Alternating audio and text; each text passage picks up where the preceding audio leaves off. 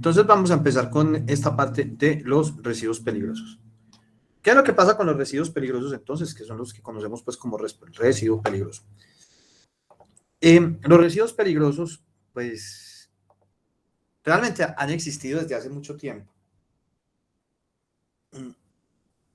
sino que la tecnificación y la industrialización ha traído consigo de que se generen más, o sea, de que sean más la cantidad de residuos peligrosos.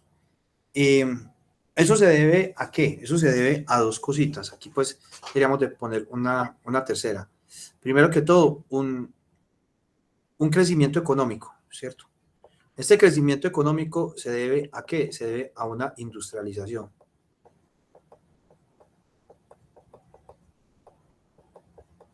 Se debe a una industrialización. Y esa industrialización entonces, trae consigo una serie de productos que anteriormente no se tenían, ¿cierto? Y esa industrialización va directamente proporcional con el crecimiento económico. Miren que el crecimiento económico de un país se mide según la industrialización. Entonces miren que por ejemplo nosotros decimos, pues los países del tercer mundo, como por ejemplo nosotros, y decimos los países industrializados, ¿cierto? ¿Cuáles son los países industrializados? Alemania, Estados Unidos, China, Japón, Rusia.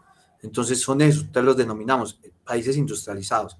La cosa es que esa industrialización trae consigo una mayor generación de RESPE y por ende un mayor volumen de los residuos peligrosos. ¿Listo? Entonces el crecimiento económico va ligado a ese mayor volumen de los residuos peligrosos. Esa industrialización entonces, estos residuos peligrosos son considerados como fuente de riesgo ¿para quién? Para el medio ambiente y para la salud humana. ¿Listo? Ahorita vamos a ver casos de muertes que hemos tenido debido a un mal manejo de los residuos y sustancias peligrosas. Recuerden que les había dicho que íbamos a trabajarlas en llave, tanto el residuo como la sustancia peligrosa. Entonces, estos son considerados como fuentes de riesgo, tanto para el medio ambiente y la salud. Entonces, la tenemos para las dos.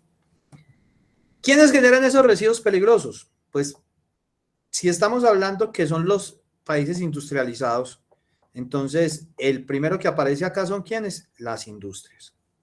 ¿Listo? El primero que aparece son las industrias. O sea, las industrias aparecen ahí de forma permanente dentro de cada uno de ellos. Entonces, las actividades industriales generan gran cantidad de problemáticas dentro de esto. Pero las industrias generan, sí, unos grandes volúmenes. O sea, generan unos grandes volúmenes. Y también va a depender de la industria. Por eso, cuando me estaban hablando del arequipe urraeño, uno piensa, bueno, el arequipe urraeño es una industria. Es una industria del sector de alimentos. Pero también en el sector de alimentos se generan residuos peligrosos, pues porque se tienen aditivos y otras cosas así. La pregunta es, ¿todas las industrias generan residuos peligrosos? ¿Y de qué forma? Entonces, por eso, pues, no, o sea, no digo que no se pueda con esa quesera, pero revisemos bien qué es lo que está generando esa quesera para ver si este sí es un generador o no de residuos peligrosos. ¿Listo? Entonces, esa sería pues como esa parte dentro de hecho, porque hay procesos industriales en los cuales no se da esa generación. Entonces, se tendría eso. Por ejemplo, yo me acuerdo una quesera en Caracolí. Uy, que esa quesera sacaba todos esos quesos rancios y los dejaba ahí en la puerta y eso se llenaba de roedores, de cucarachas, de todo. Entonces ahí eso ya sí se estaba convirtiendo en un peligro. Pero era pues unas cosas ahí que dejaban y el vertimiento que no tenía planta de tratamiento iba directamente a ¿cómo se llama se me olvidó el nombre de la quebrada que pasa por Caracolí. La Susana, creo.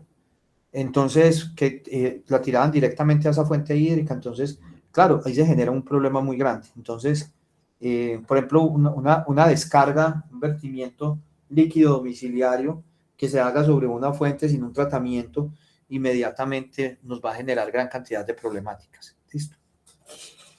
Entonces, va a ser, dependiendo de la industria, de la clase de la industria con la cual estemos, de la clase de industria con la cual estemos trabajando, la problemática que vayamos a tener. ¿Listo? Entonces así tendríamos estos diferentes apartes, dependiendo de la industria, sería este. Por el otro lado, tenemos otras clases de residuos, que son los residuos agrícolas. En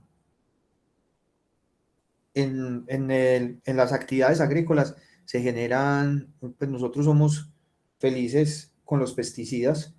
En Latinoamérica, pues en toda esta parte ya pues sin pesticidas pensamos que no podemos cultivar. Entonces, claro, todos esos pesticidas vienen dentro de una serie de empaques, que esos empaques posteriormente se convierten en residuos. Al convertirse en residuos, entonces también se convierten en una problemática muy, pero muy grande. Entonces, si nosotros vamos a una plantación, a diferentes puntos, vamos a encontrar siempre paquetes por ahí tirados de pesticidas, empaques de pesticidas mal depositados, o que terminan en una quebrada, peor todavía en una fuente hídrica, que terminan ahí, o que terminan siendo donde guardan el chocolate los campesinos. Entonces, hay una gran cantidad de problemáticas en cuanto a estas actividades agrícolas. Ya no tenemos todavía como la conciencia acerca de lo que se tiene. El sector de servicios. En el sector de servicios, pues están las clínicas, hospitales, todo lo que vimos la clase pasada que les decía, en donde se podían generar. Entonces, claro, un hospital está prestando un servicio, al estar prestando, ese servicio, entonces va a generar también una cierta cantidad de residuos peligrosos. Entonces, tenemos los residuos que son considerados, por ejemplo, por ejemplo, en esta parte, se tienen, por ejemplo, unos servicios, por ejemplo, pues como les decía, los servicios de los hospitales, que son residuos que denominamos nosotros residuos eh, res, eh, residuos biológicos, ¿cierto? Residuos de riesgo biológico sería la palabra concreta hacia ello. Entonces, estos residuos de riesgo biológico generan gran cantidad de problemáticas también dentro de nuestro, pues, dentro de nuestros municipios. Pues en este momento ya no tanto.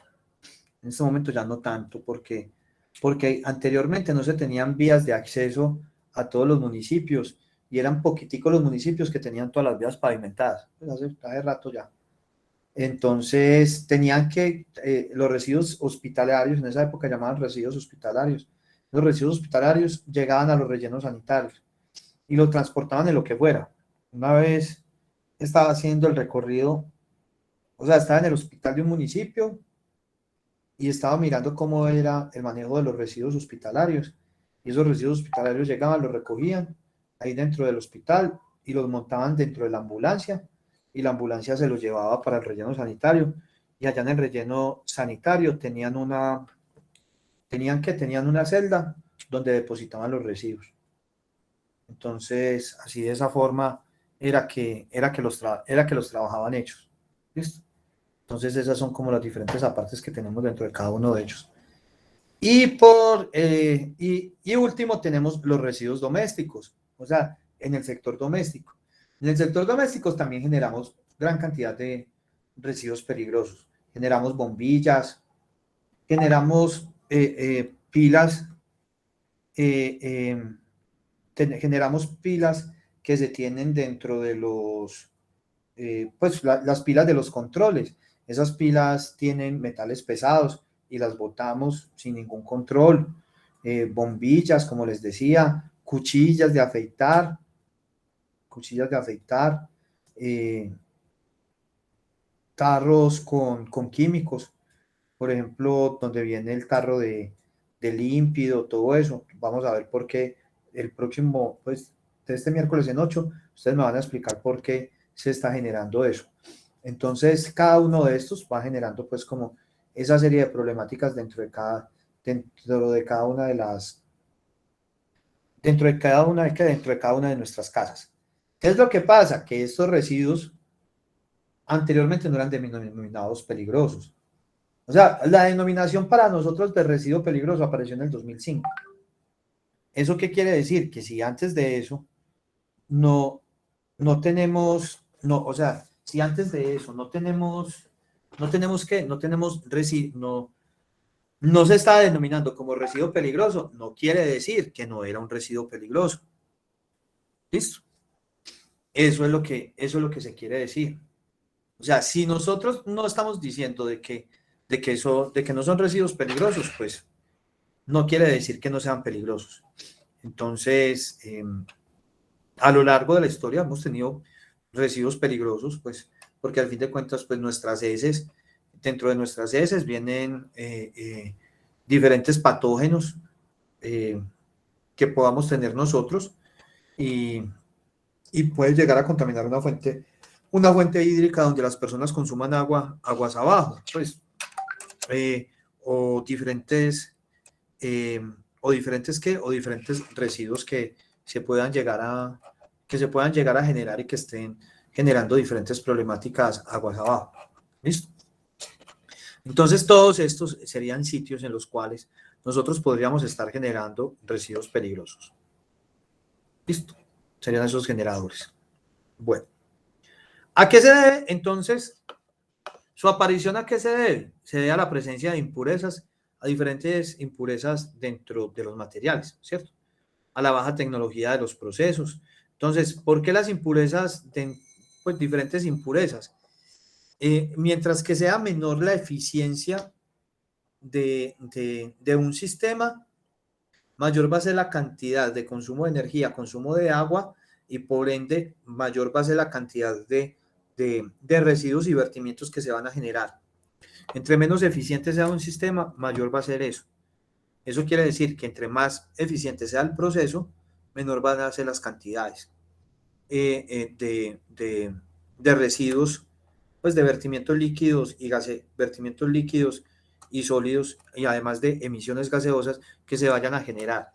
Entonces, esa baja tecnología dentro de los procesos me puede conllevar y me puede acarrear cada uno de estos, un aumento significativo dentro de la generación de estos residuos. ¿Listo? Entonces, a eso se debe y se tiene enmarcado la baja tecnología dentro de los procesos. Tenemos las impurezas de los materiales, ¿cierto? Impurezas de los materiales para poder hacer esto. O sea, ¿cómo se tienen esas impurezas dentro de ellos? Hay materiales que vienen con unas impurezas que no son, o sea, que no se pueden quitar por nada, y lo que hacen es dañar los diferentes aparatos. Entonces, ahí tenemos una gran problemática en cuanto a ello. Tenemos las deficiencias de las prácticas operacionales. Por eso es que dentro de esto es pero muy importante, y lo vamos a tratar este semestre, los sistemas de gestión ambiental, ¿cierto? Los sistemas de gestión ambiental a nivel empresarial. Porque al fin de cuentas, estos sistemas de gestión ambiental, los cuales están constituidos por personas como nosotros, son los que van a ver cómo están las prácticas de operación del sistema y de qué forma se pueden mejorar ellos para disminuir la cantidad de residuos sólidos que se están generando. Las características de los productos, ¿cierto? Pues hemos ido tomando conciencia durante los últimos años acerca de los productos que estamos consumiendo y cómo debemos de disminuir la carga de ellos.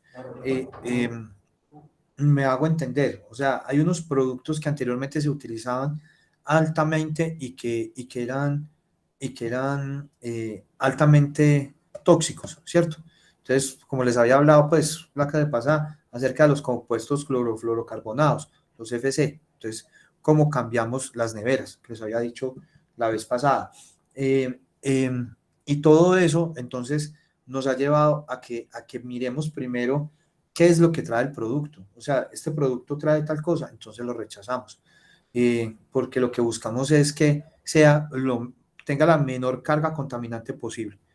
Y eso es pues como una invitación a que lo hagamos nosotros, hagamos esa parte.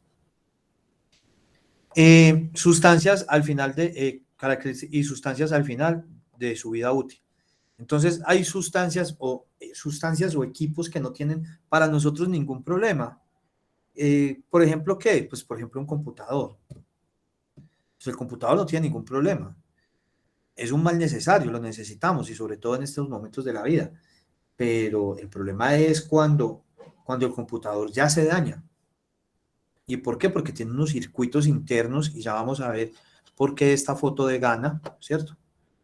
Porque esta foto de Ghana, donde nos dicen que Ghana es la capital pues capital no, pues porque Ghana no es una capital sino un país, pero nos toman el país como la capital de los residuos de los RAE, de los residuos de aparatos eléctricos y electrónicos del mundo. ¿Listo? Y waste es aparatos eléctricos y electrónicos. Residuos de aparatos eléctricos y electrónicos. Entonces, ¿cómo todo esto? O sea, ¿cómo este computador que se averió, si no le damos la buena disposición posible, se genera en un alto contaminante? Pero si le damos la mejor disposición, se convierte en un centro de materias primas. Entonces, esa es la disyuntiva entre esto, entre una buena y una mala disposición. O no disposición, entre una mala disposición y un buen aprovechamiento. Saquémoslo así, ¿cierto? Entonces, ¿cuál es la mala disposición? Lo mandé para el relleno sanitario. Pero si no lo mando para el relleno sanitario y yo lo trabajo, entonces ahí ya sería ¿qué? Ahí ya sería ¿qué? Ya sería un centro de materiales que tendríamos en nuestra casa, pues, o sea, pues una buena forma de aprovechamiento de diferentes materiales. ¿Por qué? Porque dentro de estos computadores hay oro, hay platino, hay plata, hay cobre, hay plástico y otro montón de compuestos que nos pueden colaborar grandemente. ¿Listo? Entonces, eso es lo que tenemos. Entonces, todo esto, aunado a una deficiente disposición final, ha desencadenado grandes problemáticas ambientales, ¿cierto? Hay dos sitios que son los más grandes en recibir aparatos eléctricos y electrónicos de todas partes del mundo. Ghana es un país en África Occidental. Vamos a buscarlo por acá, sino que con ustedes la clase es como un poquitico más rápida porque ya tengo todo aquí como ya guardado. Vamos a vernos por acá, a meter por acá. Vamos a buscar por acá, vamos a buscar a Ghana y vamos a ver dónde queda Ghana. Esto. Entonces Ghana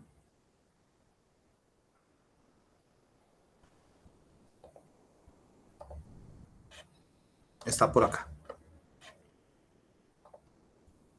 Listo. Esta es Accra, la capital. Y Accra, la capital, es un puerto. El rollo es que toda esta gente de por acá y de acá caen acá.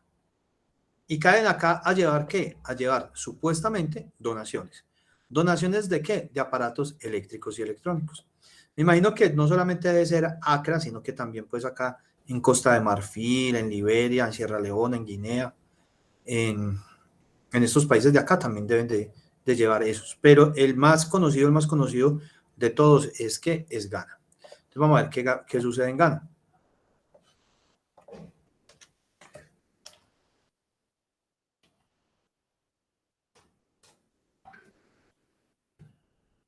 Vamos a ver por acá un videito. ¿Este cuánto es?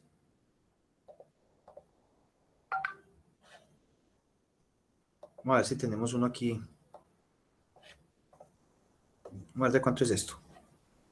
Bienvenidos a una nueva emisión de Reporteros, el programa de los grandes reportajes de la redacción de France 24. El relleno sanitario en un barrio marginal de la capital de Ghana, Accra, se ha hecho famoso como el cementerio de los desechos electrónicos de Europa.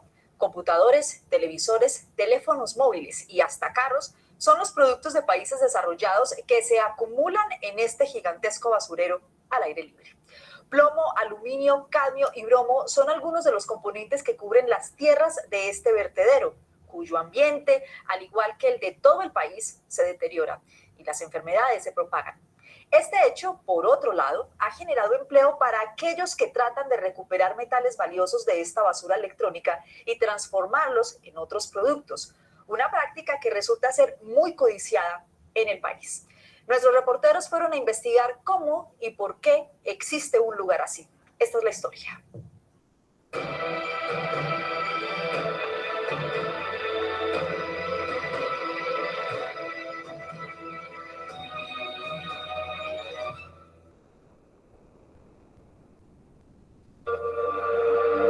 Una nube negra, densa y tóxica se extiende sobre el basurero del barrio Abouklishi, situado en Accra, la capital de Ghana.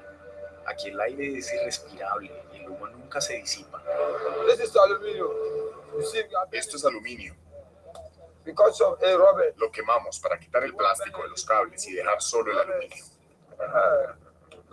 Cobre, aluminio, todo sirve para llevárselo. Agual quema plástico día tras día. Aquí es donde quemamos. Estamos quemando desechos y aluminio. Como puedes verlo, mucha gente está quemando. Si tienes un cable, puedes traerlo y lo quemamos por ti para que puedas reutilizar el cobre. Awal ya tiene 6 años de experiencia en este trabajo. Vende por peso los metales que recupera. Gana 15 cedis diarios, menos de $4. Muy poco para un trabajo tan arriesgado. Sí. ¿Lo ves? Todo eso es de acá. Quemaduras, el plástico y el fuego a veces nos alcanzan a tocar el cuerpo. Como la mayoría de los habitantes de este barrio, Awal viene del norte del país, una región pobre y azotada por el desempleo. Dejé a mi familia y me vine para acá para encontrar dinero. Trabajo todos los días. Trabajo duro, ¿me entiendes? Porque si mi familia necesita algo, tengo que dárselo. Por este motivo trabajo todos los días. Entonces miremos a estas personas cómo se chupan todo esto.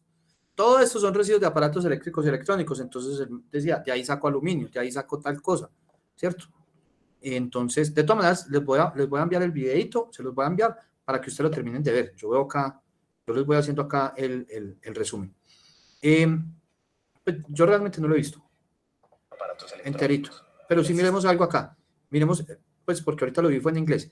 Este señor acá. Casi 3/4 partes de estos equipos son de segunda mano, los cuales. Miremos acá. Para seguirles la pista hay que recorrer unos 40 kilómetros desde Accra.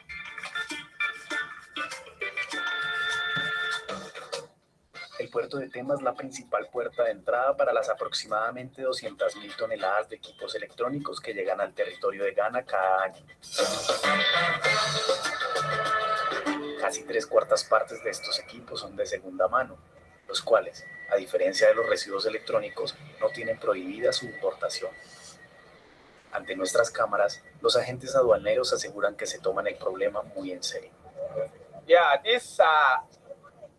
Estas son las pertenencias personales de algunos de nuestros ciudadanos que vivieron fuera del país y que vuelven a casa. Así que pusieron estos artículos en un contenedor y hoy es el día en que vamos a inspeccionar el cargamento.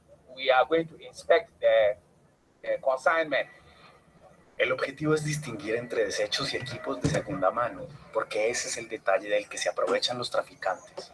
Este cargamento viene de España, una quincena de televisores de otra época, aparatos de radio, varios aparatos electrónicos. El sistema informático de aduanas advirtió que el cargamento podría ser sospechoso. Sí, es muy difícil para el oficial de operaciones sobre el terreno diferenciar entre si son desechos o si es un artículo electrónico usado. Solo cuando los probamos podemos establecer que se trata de basura electrónica. De los 2.700 contenedores que llegan diariamente a estos muelles, algunos se salvan y pasan los controles. Hoy, el importador asegura que todo es legal. Es para uso familiar, es lo que puedo decir, porque el propietario es cabeza de familia. Como estuvo allí. Entonces miren lo que hacen los grandes países. Por eso les mostraba primero el mapa. Entonces, por ejemplo, ahí nos estaba mostrando España. ¿Qué es lo que hace España? Entonces España dice, no, voy a darle una donación a Ghana. Mentiras, que no es una donación. Son residuos de aparatos eléctricos y electrónicos que llegan allá. Y así puede pasar ¿con qué? Con gran cantidad de países que hacen lo mismo. ¿Este man quién es? Es el director Que de la las agencia. personas también están expuestas a algunos niveles de estos metales pesados. Consideramos que se trataba de un problema nacional y pensamos que es importante proteger la salud de nuestro pueblo. Entonces miremos toda esta chatarrería y claro, ellos queman eso y se chupan todos los metales pesados. Entonces por acá les voy a dejar este videito para que ustedes lo tengan por acá.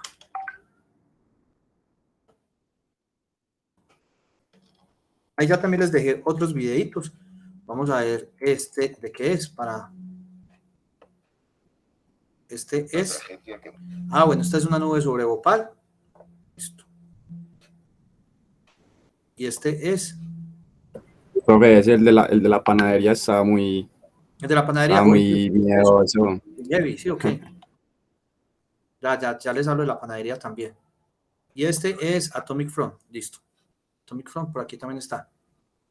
Creo. Nube sobre Bhopal. Este es otro. Y este es otro. Listo. Bueno. Listo. Entonces, sí, esa es una cosa pues muy grande que ha pasado. Entonces, Ghana, lastimosamente se ha ganado, se ganó el premio al mayor botadero, entonces, que se tiene. Ay, se me bloqueó.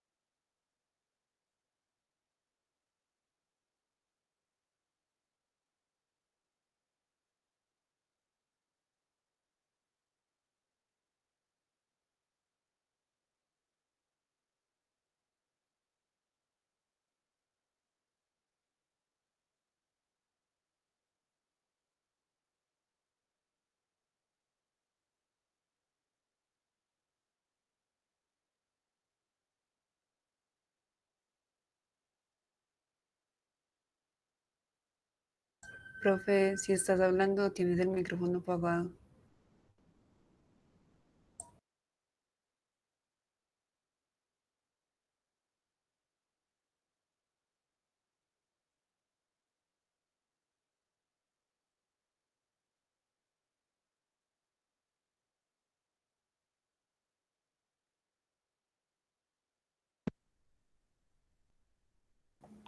Listo, ahora sí.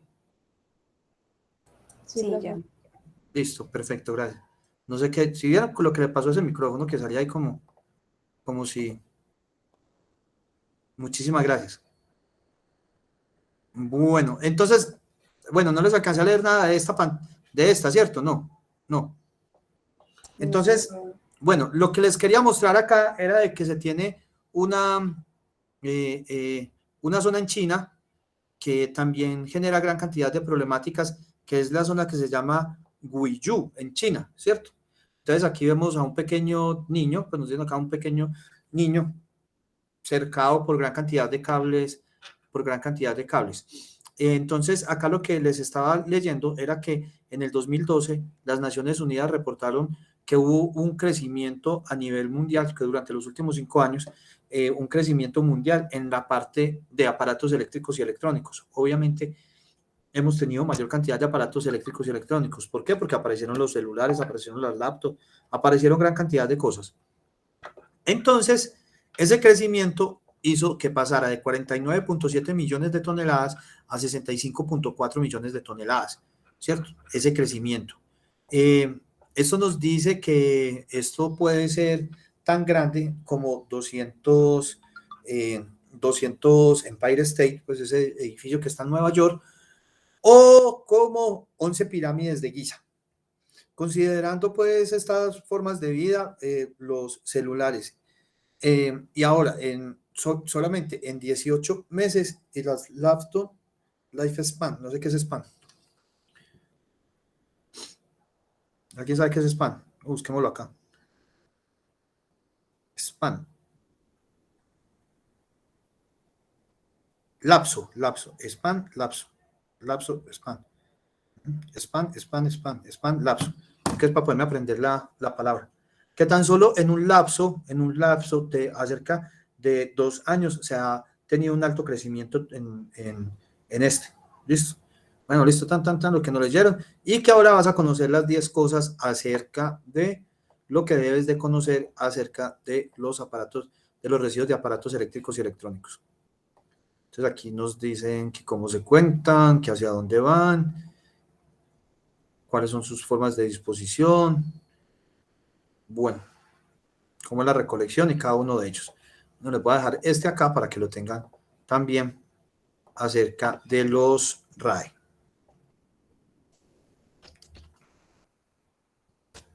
Los RAE, listo. Entonces, para que lo tengan ahí en cuenta, para que tengamos este ahí. Sino que pues yo siempre la busco, y la busco es porque esta foto siempre me ha impactado a mí. ¿sabes? Cuando vi esa foto fue que empecé como a investigar acerca de esta zona allá en Guizhou, China. Obviamente todo lo que viene acá es de China, pues, o sea, eso sí no viene pues de otro lado, de otro lado llega eso. Bueno, sigamos por acá.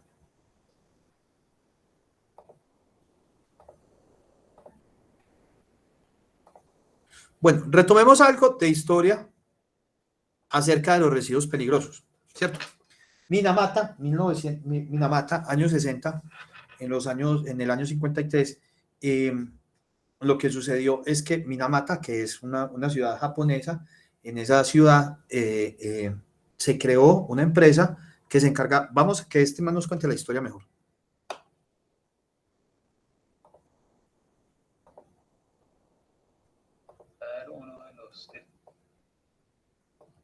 Cordial saludo a todos. Hoy les voy a presentar uno de los desastres más grandes que ha habido en la historia de la humanidad. El desastre de la contaminación por mercurio en la bahía de Minamata, Japón.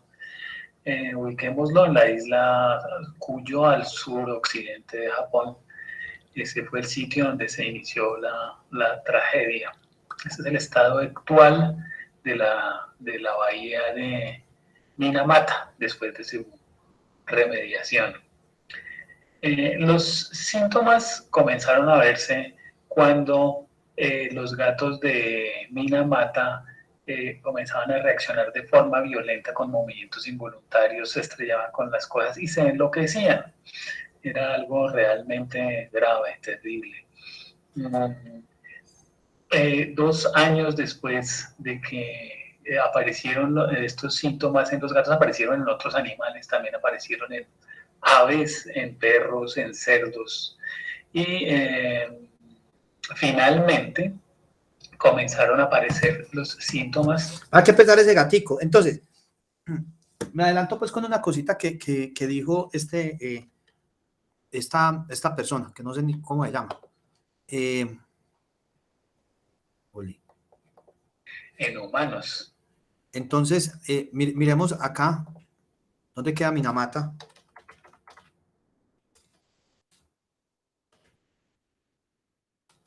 Minamata.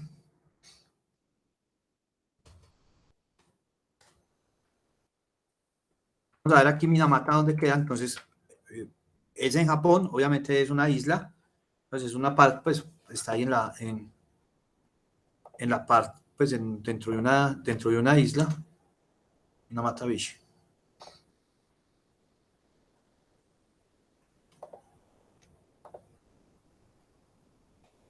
Listo, entonces aquí está la bahía.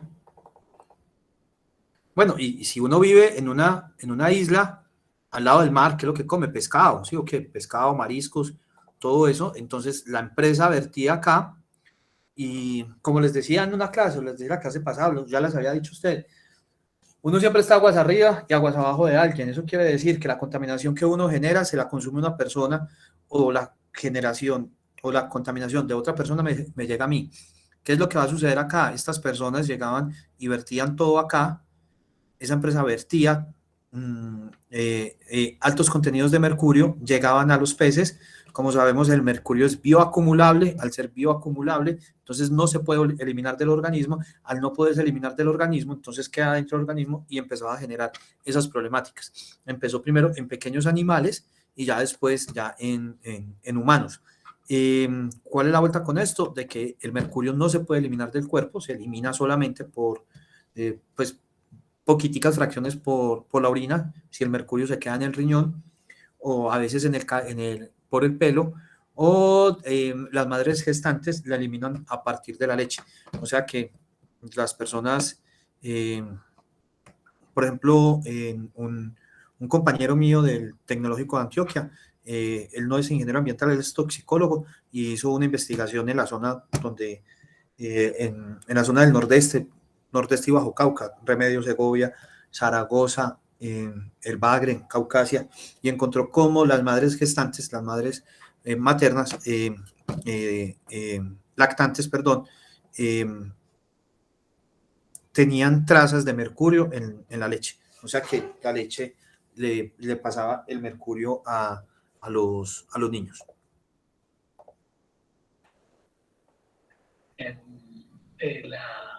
La prefectura de la ciudad comenzó a hacer investigaciones de qué era lo que estaba sucediendo, y secretamente la firma, la fábrica que había, la Shin Nichitsu, que había iniciado la contaminación porque tenía una fábrica de plásticos en el que el mercurio se utilizaba como catalizador para la producción de PVC.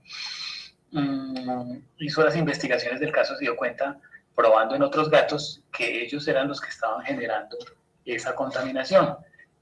Los síntomas que presentaban en los humanos eran temblores, pérdida del equilibrio, convulsiones, ataxia, que es la pérdida de la coordinación, disartria. O sea, Entonces, miren, lo que él está diciendo acerca de la pérdida de la coordinación. Miren, por ejemplo, miremos esta persona tratándose de algo tan sencillo como abotonarse la camiseta. Que es la pérdida de la coordinación, disartria, o sea, no entendía lo que hablaban. Y finalmente una muerte muy dolorosa. Se puede observar también que convulsionaban, no tenían una motricidad fina. Los médicos de la empresa, que finalmente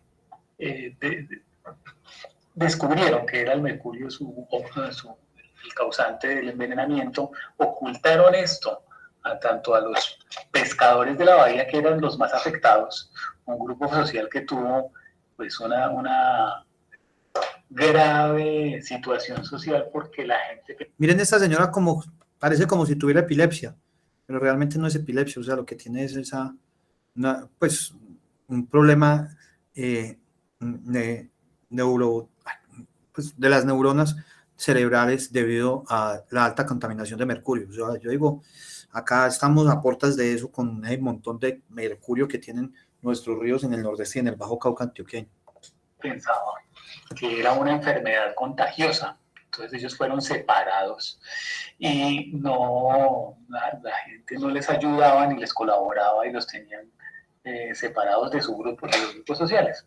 Cuando se dieron cuenta de que los mismos pescadores, de que la contaminación era por mercurio generada por la fábrica, se generaron unas protestas grandes, protestas que fueron reprimidas con fuerza pública, y engañaron a la gente diciéndoles que iban a construir un tanque para purificar las aguas. Ese tanque falso no retenía el mercurio que ellos estaban vertiendo en la bahía. La gente seguía consumiendo. Estábamos en el año 1959 y la comunidad protestó con sus muertos y se certificó que eran muertos por contaminación por mercurio. Ahora bien, la compañía no detuvo el vertimiento de mercurio hasta el año 1962, cuando descubrió otro método para procesar el PVC y el polietileno. Es decir, nunca les importó la salud de los pobladores de la bahía, que eran pescadores, los que sufrieron más de 1000 muertes y miles de intoxicados. Se generaron varias protestas. Las autoridades fueron muy permisivas con la compañía. Había unos intereses creados en nombre del desarrollo y del progreso. Se permitía el envenenamiento de la población de Minamata. Después de muchos años, en el año 69, los pacientes demandaron a la compañía es hallada culpable de negligencia en el año 71, y en el año 1973 es condenada, y enfrentan los mismos damnificados, envenenados al dueño de la empresa, al dueño de la compañía. A partir del año 1974, la empresa comienza a indemnizarlos, pero su indemnización consiste en pagar los tratamientos. Ahora bien, ¿qué bueno de todo esto? La creación de Entonces, miren, eso pues es muy bravo eso, ¿cierto? Este es el convenio de Minamata cuando se firma acá en Colombia. Entonces, acerca de cómo pues inicialmente la parte de Minamata para todo lo que tiene que ver ¿con qué? Con el mercurio en pues en el mercurio en la minería. Este señor es como el director de cáncer en el Amazonas. Niveles permisibles, está afectando personas de toda edad, ambos géneros, y el problema está aumentando. Listo, entonces ese sería esa parte. Hay una película, no la he podido encontrar. O sea, no la he podido encontrar, no sé en qué plataforma está, pero si alguien de pronto la puede encontrar, es una película del año pasado que se llama Minamata, es por Johnny Depp, y es el fotógrafo de Minamata. Esa es como realmente pues como se denomina, y él fue el que fotografió, es la historia de este man que fotografió esto, que se fue para allá a fotografiar eso cuando se dio cuenta de eso.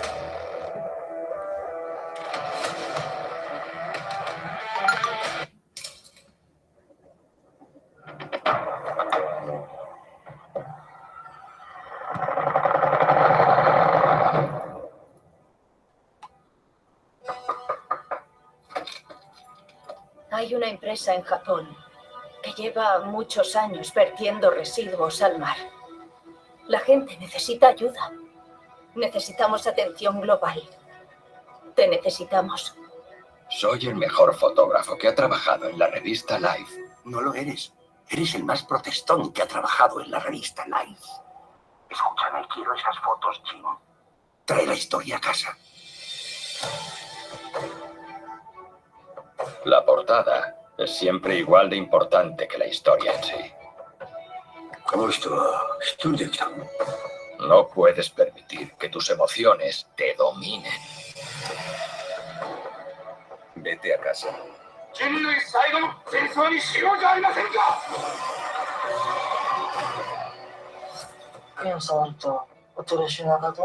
No, ¿por qué? Los nativos americanos creían que las fotografías le robaban una parte del alma al sujeto, pero también pueden llevarse un trocito del alma del fotógrafo.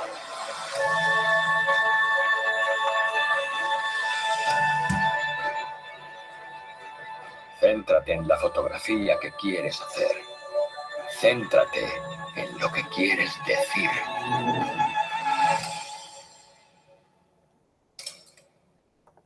Listo, está la película entonces, una película de Johnny Depp. No sé si estará ya en alguna plataforma, realmente no la he buscado, pero si alguien la encuentra y me la puede compartir, se los agradecería. Pues yo realmente no la he visto, pues descubrí, la verdad se me había olvidado la película. Ahorita que preparando clase fue que me acordé pues buscando pues el video de Minamata, me acordé otra vez de Johnny Depp acerca de hecho. Entonces, porfa, si alguien la puede conseguir, bacano. Bueno. Entonces, ese ha sido como uno de los primeros, así como que se destapó, ¿cierto? Hubo otro que se destapó también, muy grande. Bueno, en 1973 alguien le dio por abrir un hueco en el Reino Unido y al abrir ese hueco en el Reino Unido, sorpresa, se encontraron unos tambores que contenían cianuro abandonados en un parque. Entonces, ¿quién los abandonó? No se sabe, pero se abrió el hueco y se metieron ahí. Y eso ocurre en gran cantidad de partes. O sea, ocurre en gran cantidad de partes. Eso no es solamente pues acá pues no solamente allá. Pues con lo que yo me he encontrado, vamos a ver si por acá tengo, vamos a ver aquí en escritorio.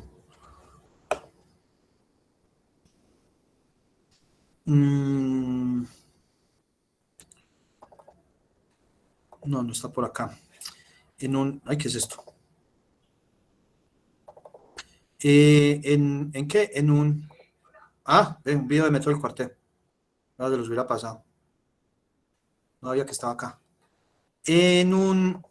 Pues tengo unas fotos, un video acerca de cómo enterraban unos residuos peligrosos en La Mojana, por los lados entre San Marcos Sucre y Córdoba, y un municipio del Córdoba, pues un corregimiento de Córdoba, un corregimiento de Sahagún, el crucero, entre ellos dos, ahí estaban depositando unos diferentes residuos que se tenían ahí. Vamos a ver por acá.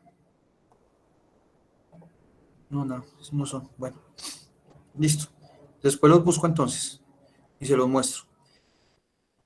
Y allá entonces, estos ingleses entonces tuvieron ese problema acerca de eso.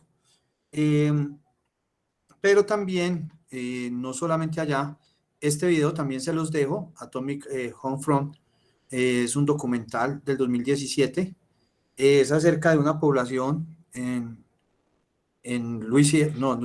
San Luis, Estados Unidos, la cual es una población que no se le avisó cuando se estaba creando pues como ese barrio, acerca de que allá donde ellos estaban, estaban sobre una zona de depósitos de residuos radioactivos, de pruebas de bombas atómicas que habían hecho en Estados Unidos. Entonces, como nos lo dicen acá, en 1942 el gobierno seleccionó a San Luis, Missouri, como el centro de procesos, como el primer centro de procesos de uranio, de bombas atómicas. Entonces, todos esos sobrados de uranio que habían, entonces los enterraban ahí. Pues recuerden que la bomba atómica la tiraron en 1945. El municipio, pues la ciudad empezó a crecer y fue creciendo pues hacia esa zona por más de 25 años. Los residuos radioactivos de estos procesos fueron llevados a sitios cercanos pues a los suburbios del norte de San Luis. Entonces fueron situados allá, o sea, 25 años enterrando residuos sólidos en esa zona. Y el problema, mírenlo acá, el problema es que esto ha tenido fugas, ¿cierto? Entonces, acá, los residuos radioactivos entraron pues dentro de un sitio de disposición final en el norte de San Luis.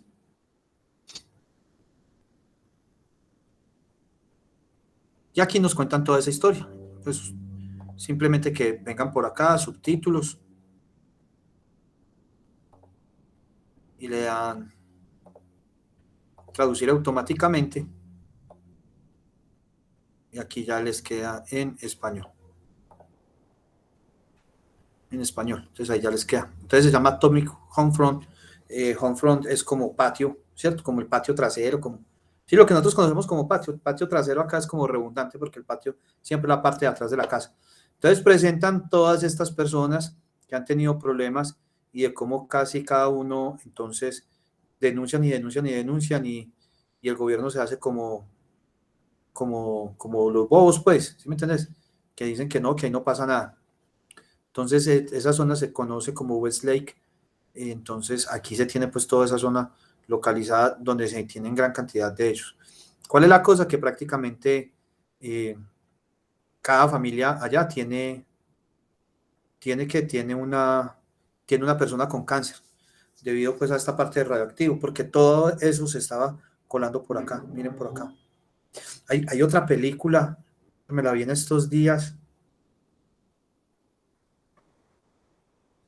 Imagínense que hemos descubierto que el Departamento de Veteranos reconoce oficialmente alrededor de 21 cánceres asociados con la exposición de radiación ionizante, comparados en la lista con los que teníamos todos esos cánceres, todos y cada uno de ellos. Miren, esta es la zona de cánceres reportados allá. Se hicieron mapas y se encontraron gran cantidad de casos de cáncer dentro de estas zonas. Entonces se tiene ese. Pero ve, en estos días me vi una película en Netflix o en Amazon, que era acerca de un abogado contra una cosa agrícola que estaba contaminando eso. Esperen, mira, yo me acuerdo, esperen, ¿cómo? Mike Russo se llama ese man, el que hace de... No. El que hace de Hulk.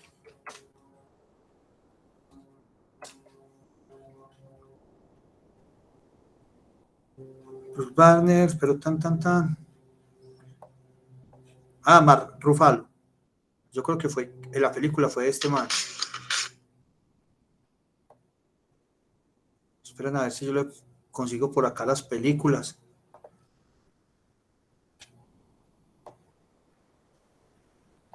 Mirror. Love Money, no. Vamos con las últimas. The Avengers, Tag Warriors, sí, esta es.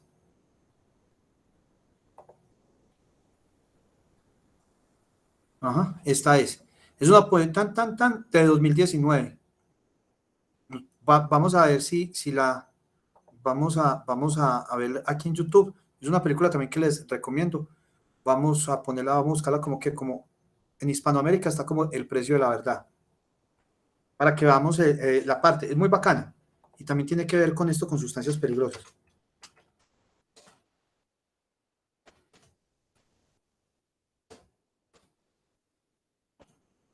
Sí está.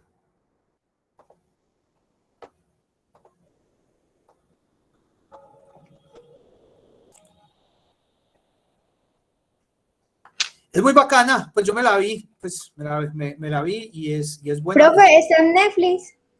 Creo. Pues vamos a buscar acá El precio de la verdad. No sé si está en Netflix o en Amazon. Precio de la verdad.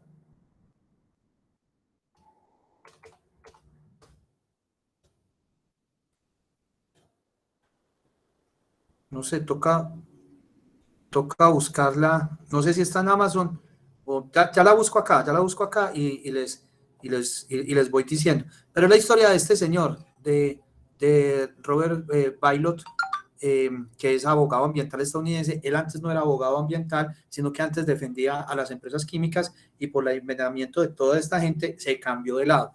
Y se cambió de lado pasando a demandar a todas las empresas que generaban contaminación y que contaminaban que estaban generando gran cantidad de problemáticas sobre las personas. Entonces, es otra película que les recomiendo. De todas maneras, voy a poner por acá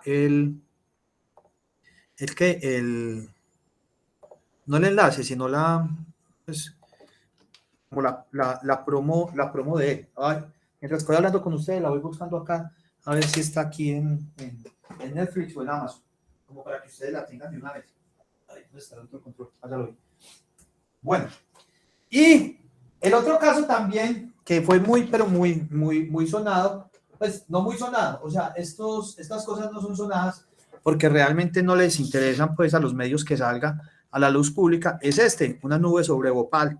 También la pueden encontrar en la página de WhatsApp. Esta es sobre una contaminación que hubo por un derrame de sustancias químicas peligrosas sobre Bhopal, donde aquí sí murió mucha gente.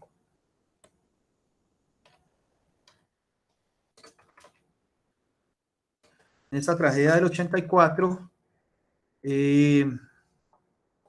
o sea, fueron cerca de 500.000 personas las que estuvieron expuestas al isocionato de metil. Y no nos dice cuántas, fallecieron al menos 3.787 personas, solamente por esta contaminación que hubo dentro de este. Este sí no sé qué es. El desastre de Seveso. Fue un incendio industrial que ocurrió, bueno, ese es industrial. Incendio industrial ocurrió en una pequeña planta química, del municipio de Seveso, 25 kilómetros al norte de Milán. Listo, bueno.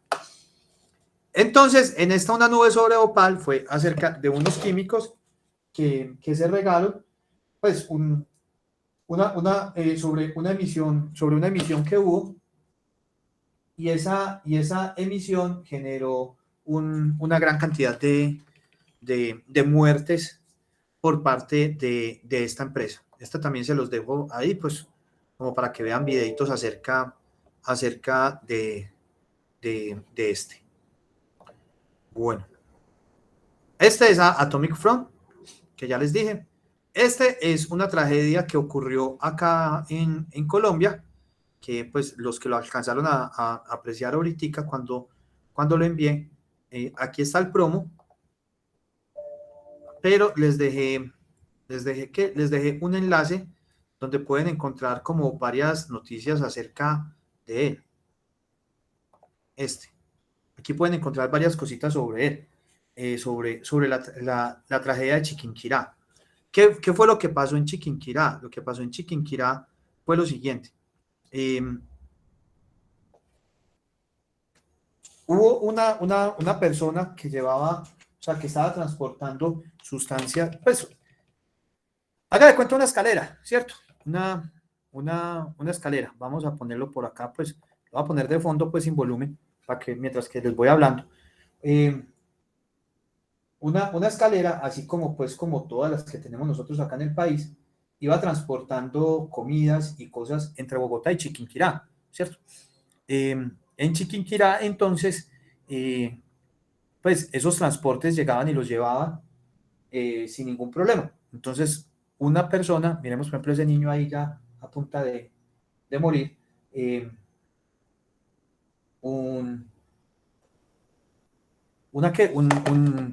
un señor estaba parado ahí esperando ese transporte, y cuando estaba esperando ese transporte se dio cuenta de que, pues, estaba diciendo que para ver que si les podían llevar unos frasquitos, para llevarle esos frasquitos. Entonces el conductor le dijo: hágale, mijo, no hay ningún problema, eso le vale tanto. Listo, hasta ahí ningún problema. El problema era que estábamos hablando de 1967 y pues las vías eran un poquitico más malas que ahorita. Entonces, ¿qué fue lo que pasó? Se quebró uno de los frasquitos, y el problema es que esos frasquitos lo que llevaban eran que unos químicos, pero ¿qué pasó acá? ¿Eso por qué me cambió? Es que esta era la promo, ya. Llevaban unos químicos para como pesticidas para las papas, para los cultivos de papa, y se regó eso. Entonces, apenas se regó todo eso, se regó sobre el frasquito, se regó sobre el pan. Y entonces, ¿qué pasó? Al regarse eso sobre el pan, pues llegó la harina, y apenas llegó la harina, entonces inmediatamente la harina hizo de que hicieron el pan con eso contaminado. y apenas entonces, y lo hicieron con eso contaminado, pues entonces los niños empezaron a morir. Empezaron a morir porque se empezaban a comer el pan y morían de una. Envenenados. Entonces, como morían envenenados, entonces empezaron a buscar cuál había sido el problema y no lo encontraban y no lo encontraban. Hasta que a lo último, pues hay casos trágicos, como por ejemplo, una mamá cuenta ahí que vio cómo le daban, imagínate que llegaban y cogían a los bebés y llegaban y le mojaban el pan en el chocolate y entonces el bebé se chupaba el chocolate y claro, el bebé de una moría. Y se dieron cuenta, entonces empezaron y pensaban que eso había sido por culpa de qué, por culpa del agua. Pero entonces cerraron todas las cosas del agua. Que no, que eso estaba en el aire, entonces la gente se fue para el campo. Pero se fueron para el campo y se llevaron el pan. Y allá todavía la gente seguía muriendo. Y así sucesivamente. Hasta que llegó un man, o sea, se dieron cuenta de eso. Este es el chisme, pues, y sí no sé si es verdad o no, pero lo que me contaron o lo que le dio por ahí es que un man le dio ¿por qué? Por alimentar las gallinas. Y al alimentar las gallinas, las alimentaba ¿con qué? Con ese pan. Y al alimentarlas con ese pan, inmediatamente las gallinas empezaron a morir. Y ahí se dieron cuenta que era el pan. Cuando se dieron cuenta que era el pan, entonces pensaron que era el panadero que los había intoxicado, y entonces fueron y le quemaron la panadería al panadero. No, eso es una cosa, o sea, eso fue una cosa de locos. Y entonces, ¿qué? Casi matan a ese man. Ese panadero se vino para acá, para Medellín, y cuando se vino para acá, para Medellín, entonces se dieron cuenta acá en Medellín que había sido el panadero de allá, y casi lo quiebran acá también. Ese pobre panadero, pues hasta ahí supe de la historia de ese señor. Entonces, ese fue el lío con él. Entonces, murieron como 87 niños aproximadamente, murieron por intoxicación por esta sustancia peligrosa que se tuvo ahí. Entonces, ahí también les dejo ese enlace también se los dejé ahí en el WhatsApp. Bueno, sí, eso es de película, pues, o sea, esa intoxicación de Chiquinquirá.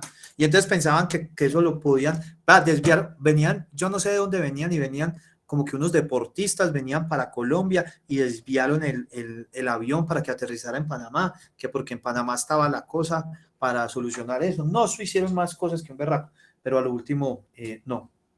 Sí, la sustancia sí, era como, pues, ¿cómo es que se llama? Se me olvidó el nombre en este momento. Espérate, veres, yo busco por acá.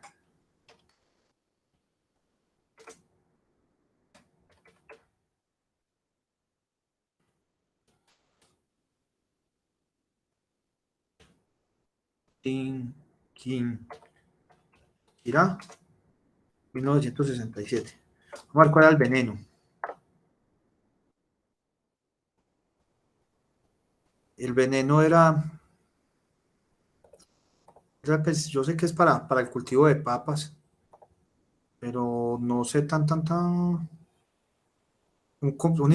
Era paratión. El paratión. Se intoxicaron a partir de paratión. Eso fue lo que pasó. Listo. Bueno, muchachos, la próxima clase, entonces ahí les quedan esos videitos para el que quiera verlos. Es bacano. La película ya la encontré. El precio de la verdad se encuentra en Amazon. Estás en Amazon. En Amazon está el precio de la verdad. Yo busco acá.